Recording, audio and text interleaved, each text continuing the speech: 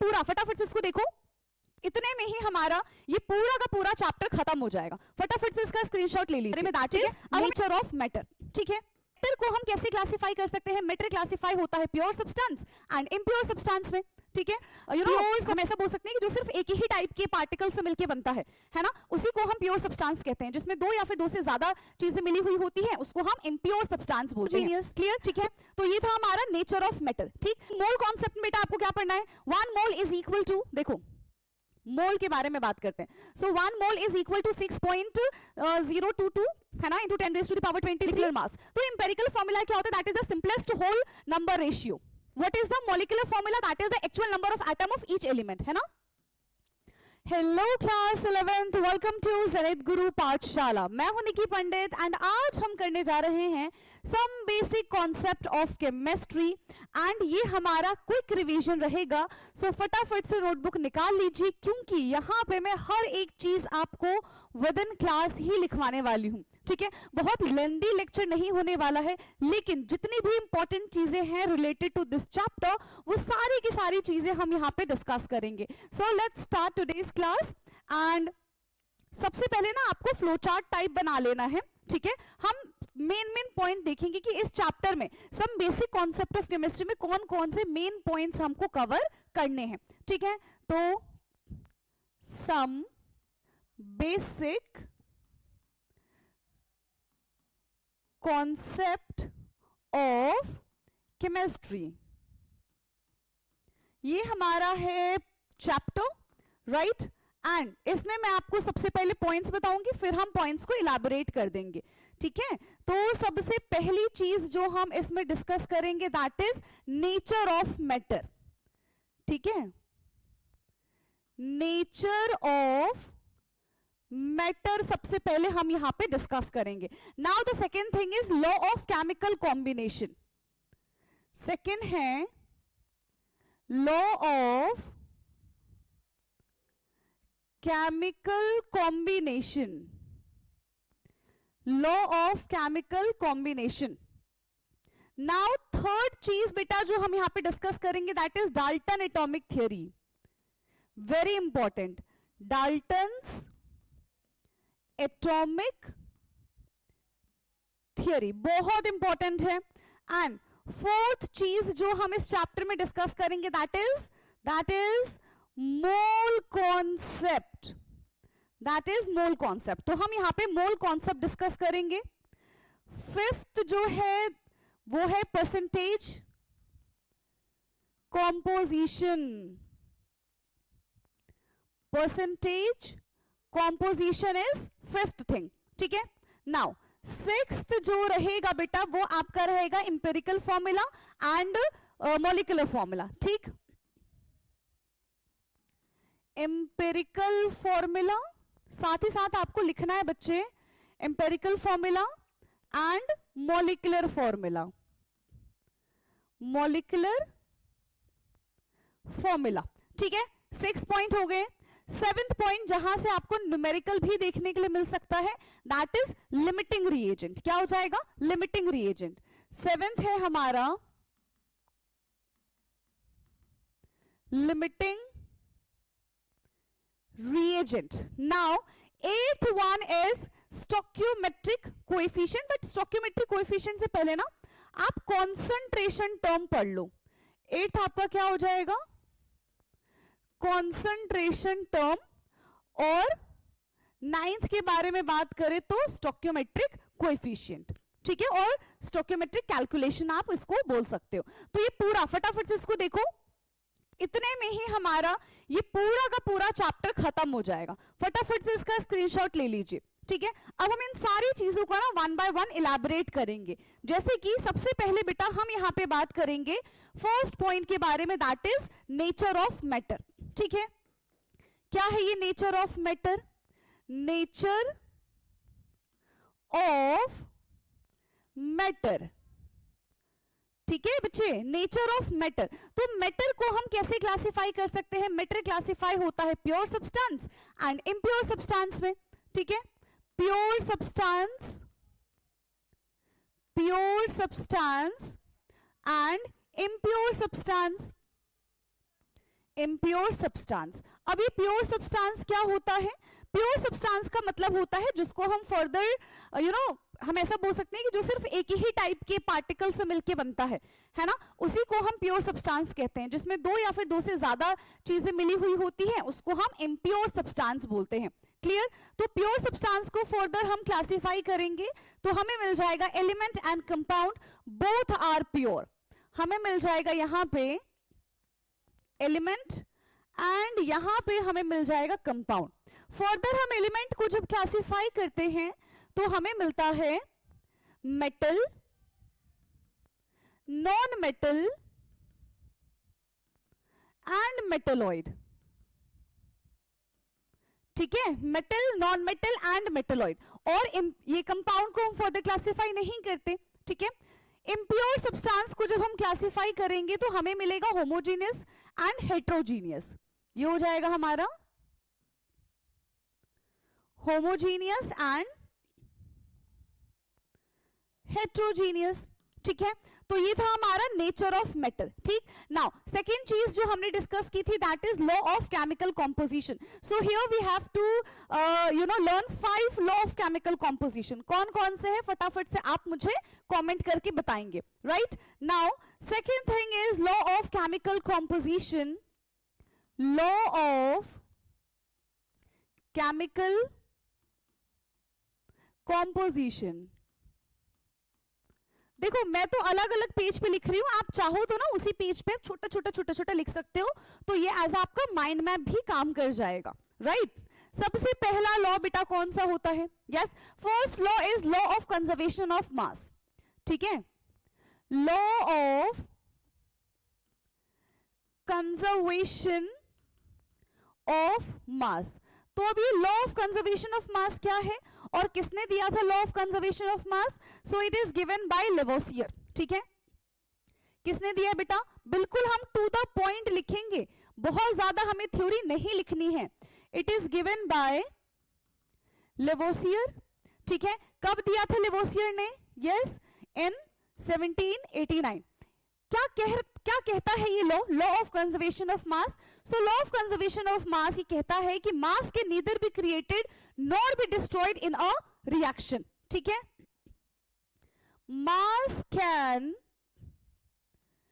Neither be created nor destroyed. Mass को ना ही हम क्रिएट कर सकते हैं और ना ही डिस्ट्रॉय कर सकते हैं।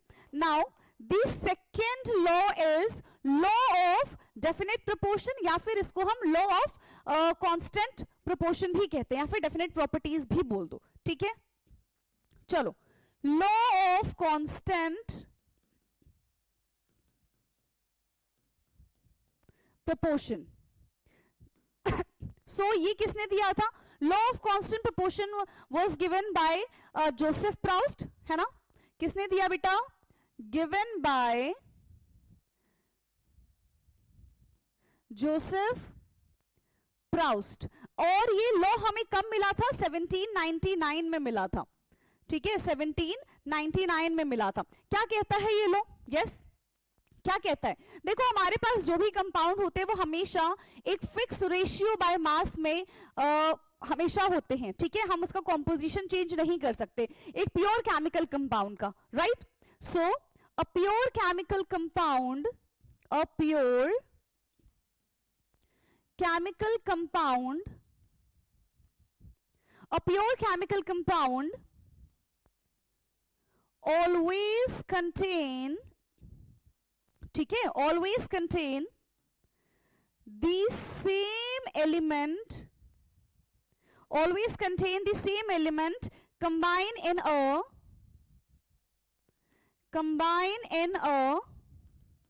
fixed ratio by mass।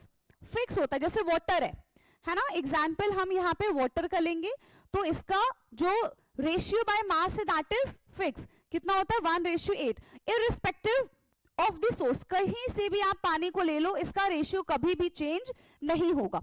Right, now the third one is, third law कौन सा है बेटा हमारा? थर्ड लॉ यहां पे हमारा हो जाएगा लॉ ऑफ मल्टीपल प्रोपोर्शन। ठीक, नाउ थर्ड है यहां पे हमारा law of multiple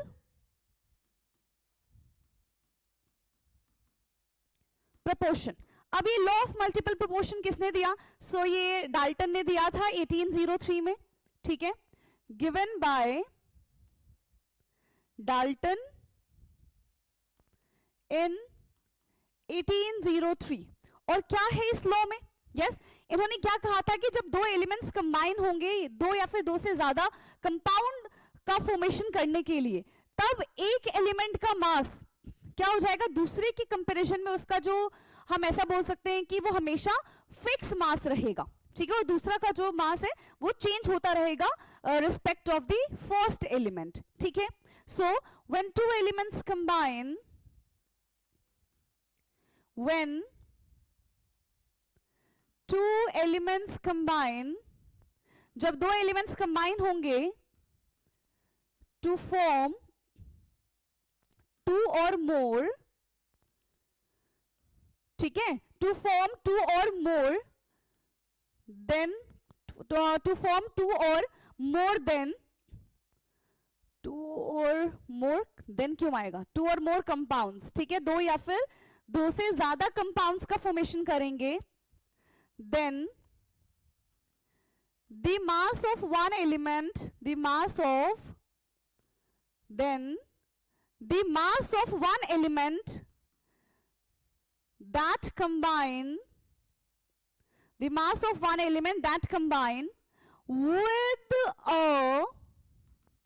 with a fixed mass by the other, fixed mass by the other,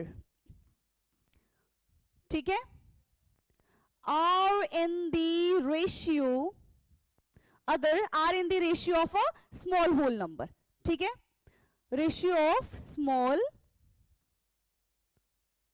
whole number, ठीक है। सो ये था हमारा लॉ ऑफ मल्टीपल प्रोपोर्शन। जैसे कि कार्बन डाइऑक्साइड है, कार्बन मोनोऑक्साइड है, तो उसमें कार्बन का जो रेशियो रहेगा दैट विल बी फिक्स। जैसे कि H2O है, H2O2 है ना, तो यहाँ पे हाइड्रोजन का जो रेशियो रहेगा that is fix. Clear? Now fourth law पे आते हैं, and fourth law is Gay Lussac law, ठीक है। फोर्थ लॉ क्या है बेटा? गे-ल्यूसाक लॉ, ठीक है। अभी गे-ल्यूसाक लॉ किसने दिया था? ऑफ कोर्स नाम पे ही है इनके, गिवन बाय गे-ल्यूसाक इन 1808, ठीक है, गिवन बाय गे-ल्यूसाक इन 1808। इन्होंने किसके बारे में बताया था? यस, इन्होंने वॉल्यूम के बारे में बताया था, ठीक है, कि जब गैस आपस में रिएक्ट करते हैं, so they react in a simple whole number ratio by volume, ठीक है। इससे पहले जो डेफिनेट प्रोपोर्शन वाला था वो बाय मास था, या फिर मल्टीपल प्रोपोर्शन के बारे में बात करें तो वो भी हमारा बाय मास था, लेकिन यहां पे बाय वॉल्यूम है, ठीक है। So when gases react together, when gaseous react together, तो जब ये आपस में रिएक्ट करेंगे, they do so in simple whole ratio, they do so in simple whole ratio, ठीक है, लेकिन by volume, they do so in a simple whole ratio by volume, ठीक है, provided that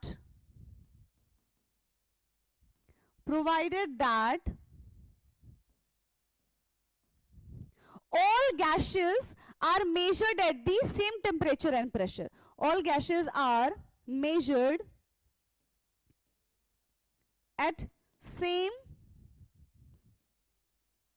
temperature and pressure. इससे फर्क नहीं पड़ता भाई कि हमारे पास कौन सा गैस है, सब में same temperature and pressure constant रख के ही मेजर किया जाएगा। Now the fifth law is Avogadro law, so which is given by Avogadro in 1811, ठीक है। सो ये हमारा फिफ्थ है। यहां पे हम एवोगैड्रो के बारे में बात करते हैं। ओ है ये ओ, ठीक है। अब एवोगैड्रो ने क्या कहा था भाई? अच्छा नाम ही से है, तो कब दिया था? इन कितना बताया? 1811, ठीक है। तो इसमें क्या कहते हैं कि equal volume of all the gases, ठीक है, उनमें equal number of molecule present होंगे। अगर मान लो मेरे पास नाइट्रोजन है, ऑक्सीजन है, ये दोनों अलग अलग गैसेस है मेरे पास, ठीक है, तो उन दोनों में equal number of molecules present होंगे इफ दे हैव क्या बोल सकते हैं, अगर उनका हम टेम्परेचर सेम कर दे, उनका अगर हम प्रेशर सेम कर दे तो ये बात हमको कौन बताता है, ये बात हमको एवोगैड्रो लॉ से पता चलती है, ठीक है। So equal volume of all the gases, equal volume of all the gases at the same temperature and pressure, जब हम temperature and pressure को same कर देंगे, ठीक है, then it contain an equal number of molecule, then it contain an equal number of molecules, then it contain equal number of molecules। तो ये है हमारे पांचों के पांच law, which is again very important. Now third point पे आते हैं। थर्ड पॉइंट हमने पढ़ा था डाल्टन एटॉमिक थ्योरी के बारे में, ठीक है। सो यहीं पे हम लिख लेंगे थर्ड पॉइंट हमारा क्या था बेटा, डाल्टन एटॉमिक थ्योरी। हार्डली ये जो पूरे के पूरे नोट्स है ना आपके 2 से 3 पेज में बन जाएंगे, ठीक है। मैं तो यहाँ पे बहुत ऐसे मेरे पास स्पेस है इसलिए मैं लिख रही हूँ, बाकी आपके 2 से 3 पेज में आराम से बन जाएगा, ओके। नाउ थर्ड है हमारा Dalton atomic theory. Third is Dalton's atomic theory. तो डाल्टन ने भाई एटम के बारे में क्या क्या चीजें हमको बताई थी कि atom of the same elements are identical, ठीक है, जो सेम एलिमेंट्स होते हैं वो of course identical in mass and properties, उनके पास मास भी सेम होगा, उनकी प्रॉपर्टी भी सेम होगी, राइट। और उससे भी पहले क्या बोला था, एटम्स आर वेरी टाइनी, है ना। Atoms can neither be created nor be destroyed, atoms can neither be created nor destroyed, ये बात इन्होंने बोली थी, ठीक है। Atom of same element, atom of same element, ठीक है, कैसे होते हैं, ऑफ कोर्स सेम ही होंगे। Atom of same elements are identical in mass and properties, in mass and properties, ठीक है, जो कि बाद में बात गलत हो गई थी, है ना। And atom of different element, atom of different element, जो अलग अलग एलिमेंट्स होंगे वो क्या हो जाएंगे, atom of different element have different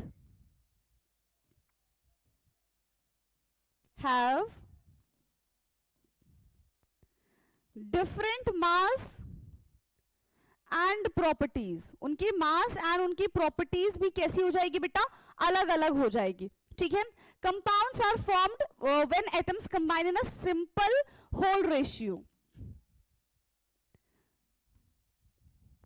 compounds formed when elements or when atoms combine in a simple whole ratio, ठीक है। तो ये कुछ डाल्टन्स के पॉइंट्स थे। Now will talk about the mole concept, ठीक है। फोर्थ पॉइंट हमारा क्या था, मोल कॉन्सेप्ट। तो मोल कॉन्सेप्ट में बेटा आपको क्या पढ़ना है, 1 मोल इज इक्वल टू, देखो मोल के बारे में बात करते हैं। So 1 mole is equal to 6.022 है ना, इंटू 10⁻³ इंटू 23 पार्टिकल होते हैं 1 मोल में, राइट। एंड 1 मोल, ठीक है, इसमें और क्या हो जाएगा, mass of 1 mole is called molar mass, right. Mass of 1 मोल, इसको हम मोलर मास भी बोलते हैं, इसको हम क्या बोलते हैं बेटा, इसको हम मोलर मास भी बोलते हैं। अगर हम वॉल्यूम के कंपैरिजन में करें तो volume of 1 mole gas is also called molar mass. Volume of 1 mole gas is called molar mass। इसको भी हम मोलर मास ही बोलेंगे। And the fourth point is molar volume at standard temperature pressure कितना होता है बच्चे? मोलर वॉल्यूम एट एसटीपी कितना होता है? इट्स 22.4 लीटर, है ना? 22.4 लीटर और 22 और यहां पे क्या आ जाएगा? 400 ml। ठीक, तो ये हमारा मोल कॉन्सेप्ट है। प्लस अगर फॉर्मूला मैं आपको लिखवाऊं तो इसको एन से रिप्रेजेंट करते हैं, given mass upon molecular mass. इसका सिंपल सा फॉर्मूला है मोल कॉन्सेप्ट का। ठीक है, मोल्स को कैलकुलेट करने का। नाउ मोल्स के बाद बच्चे हम बात करते हैं यहां पे अपने फिफ्थ पॉइंट पे, that is percentage composition. So fifth point है हमारा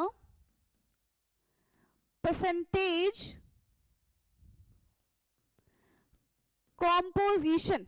तो क्या होता है परसेंटेज कॉम्पोजिशन, कैसे कैलकुलेट करते हैं?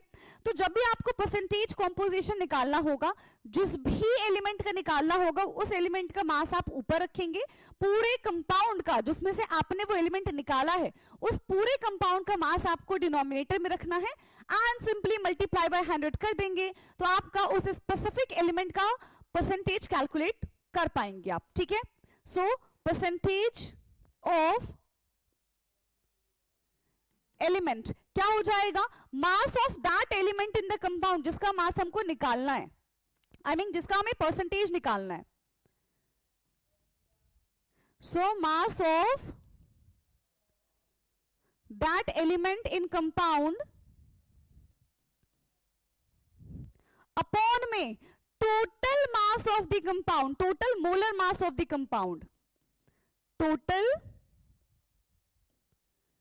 Molar mass of the compound into 100। तो इस तरीके से आप परसेंटेज कॉम्पोजिशन को फाइंड आउट कर पाएंगे। ठीक है, नाउ नेक्स्ट था हमारा sixth point is empirical formula and molecular mass. ठीक है, क्या होता है empirical formula and molecular mass? यही था ना sixth point, empirical formula and molecular mass. Empirical formula and molecular mass. तो इंपेरिकल फॉर्मूला क्या होता है? That is the simplest whole number ratio, simplest whole number ratio. And what is the molecular formula? That is the actual number of atom of each element, है ना? Actual number of atom of each element. हर एक element में जितने भी atom है उनका जब हम मास कैलकुलेट करेंगे, that is called the molecular mass. और जब हम उसी मॉलिक्यूलर मास को सिंपलेस्ट फॉर्म में कन्वर्ट कर देंगे, that is called empirical formula. ठीक है, अच्छा, क्या इनके बीच में कोई रिलेशन भी है? यस, इनके बीच में एक रिलेशन तो है भाई, है ना? क्या रिलेशन है मैम इनके बीच में? So molecular formula is equal to n into empirical formula. ठीक है, molecular formula is equal to n into empirical formula, ये इनका रिलेशन है। क्लियर? आ गया समझ में? नाउ नेक्स्ट इसी में हम बात करते हैं लिमिटिंग रिएजेंट के बारे में। सो वो हमारा सेवेंथ पॉइंट है। ठीक है, लिमिटिंग रिएजेंट। तो क्या होता है बेटा लिमिटिंग रिएजेंट? लिमिटिंग नाम से पता चला ना, जो बिल्कुल लिमिट में हो, जो कम हो। मान लो आपको क्या बनाना है? आपको एक पेन बनाना है। ठीक है, तो पेन बनाने के लिए क्या क्या चीज चाहिए आपको? उसका पूरा जो प्लास्टिक की बॉडी होती है वो चाहिए, उसमें रिफिल चाहिए, है ना? उसका कैप चाहिए, उसके बॉटम पे जो लगता है वो चाहिए, है ना? उसके टॉप पे छोटा सा लगेगा वो चाहिए। तो इतनी सारी चीजें आपको चाहिए एक पेन को बनाने के लिए। ठीक है, मान लो कि अगर हम कैप के बारे में बात करते हैं, फिर हम रिफिल के बारे में बात करते हैं। ठीक है, आपको 50 पेन बनाने हैं, बट आपके पास क्या है? जो सेंटर की बॉडी है वो 100 है। ठीक है, कैप आपके पास 150 है। है ना, बाकी सारी चीजें आपके पास हायर क्वांटिटी में है।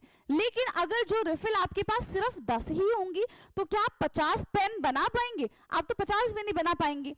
तो यहाँ पे जिसकी क्वांटिटी कम है ना, वो पूरे के पूरे रिएक्शन को डिटरमाइन कर देता है, that is called limiting reagent. ठीक है, यानी कि जिसके खत्म होने की वजह से पूरा का पूरा रिएक्शन रुक जाता है, उसी को हम लिमिटिंग रिएजेंट कहते हैं।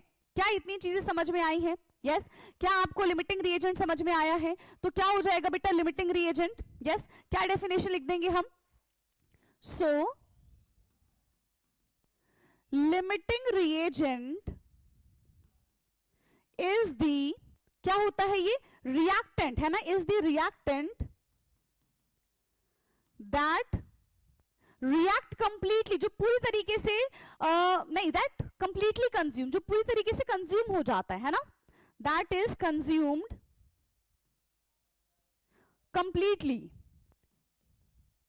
जो रिएक्शन के टाइम पे पूरा का पूरा खत्म हो जाएगा और पहले खत्म हो जाएगा।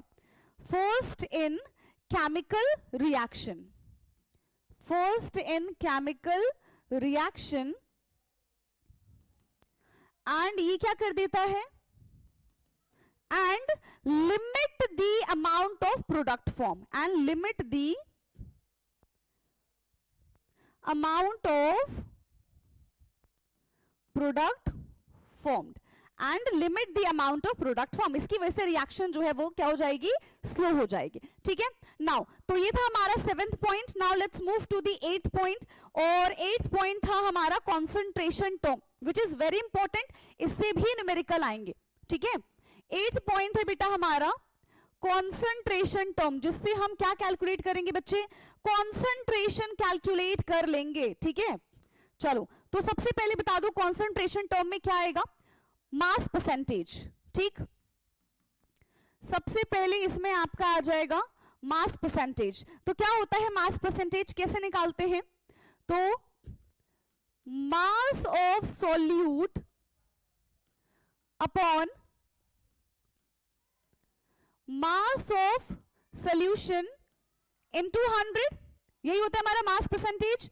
Now the second is mole fraction. Mole fraction, तो यहां पे हम क्या करते हैं, हमारे पास 2 या फिर 2 से ज्यादा कंपोनेंट प्रेजेंट होते हैं, तो उसके रिस्पेक्ट में हम मोल फ्रैक्शन कैलकुलेट करते हैं। ठीक है, so number of moles of one component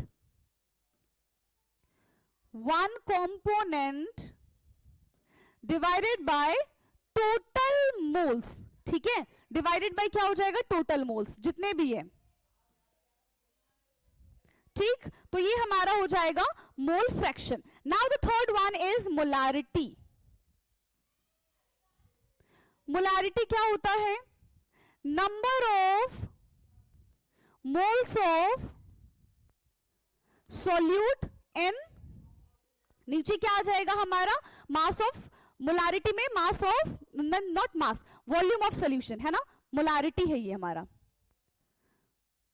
volume of solution in litre. So this is molarity. अब हम अगर बात करें मोलालिटी के बारे में, नेक्स्ट वन इज मोलालिटी। कितने पॉइंट लिख लिए थे हमने भाई?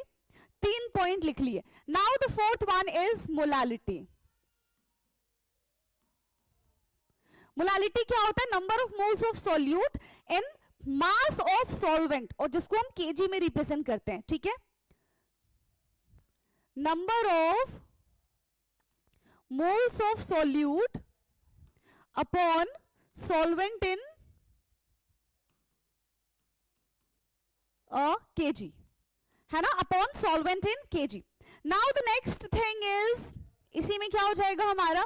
5th point is normality. ठीक है, 5th हमारा क्या हो जाएगा बेटा? नॉर्मैलिटी। नॉर्मैलिटी का फॉर्मूला क्या होता है? Number of grams equivalent upon volume of solution. Number of gram equivalent upon volume of solution. ठीक है, तो यहां पे हमने सारे के सारे कॉन्सेंट्रेशन टर्म को कर लिए हैं discuss. Now the 9th point is, ठीक है, और फिर हमारा चैप्टर हो जाएगा खत्म। सो तो बेटा 9th पॉइंट है हमारा स्टोइकियोमेट्रिक कैलकुलेशन या फिर स्टोइकियोमेट्रिक कोएफिशिएंट। ठीक है,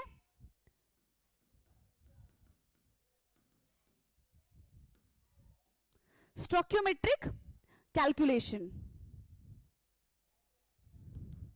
ठीक है, तो स्टोक्योमेट्रिक कैलकुलेशन क्या होता है? जब भी आप एक बैलेंस केमिकल रिएक्शन लिखते हो, मान लो आपने क्या लिखा, 2A + 3B give 2C + 4D, मान लो कुछ ऐसा है।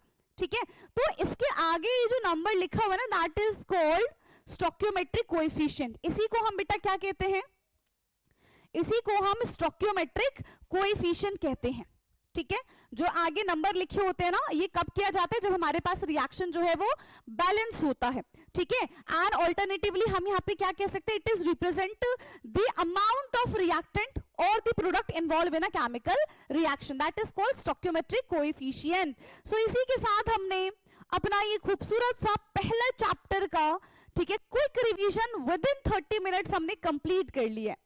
ठीक है, तो अब हमारी यहाँ पे क्लास होती है ओवर। देखो सारी चीजें मैंने आपके सामने खुद ही लिखी है, तो सेम आपको भी यही करना है। आप भी मेरे साथ साथ नोट्स बनाएंगे ताकि आपको एग्जाम के टाइम में बहुत ज्यादा हेल्प हो। बिल्कुल भी समय नहीं बचा है, तो फटाफट से आप नोट्स बनाइए। ठीक है, एंड देखो जितनी भी इंपॉर्टेंट चीजें थी, जहां जहां से क्वेश्चन आ सकते थे, मैंने वो सारे के सारे टॉपिक कवर किए हैं। आप मुझे कमेंट करके बताएंगे कि नेक्स्ट आपको किस चैप्टर का क्विक रिवीजन चाहिए। सो आज के लिए इतना ही। Thank you so much.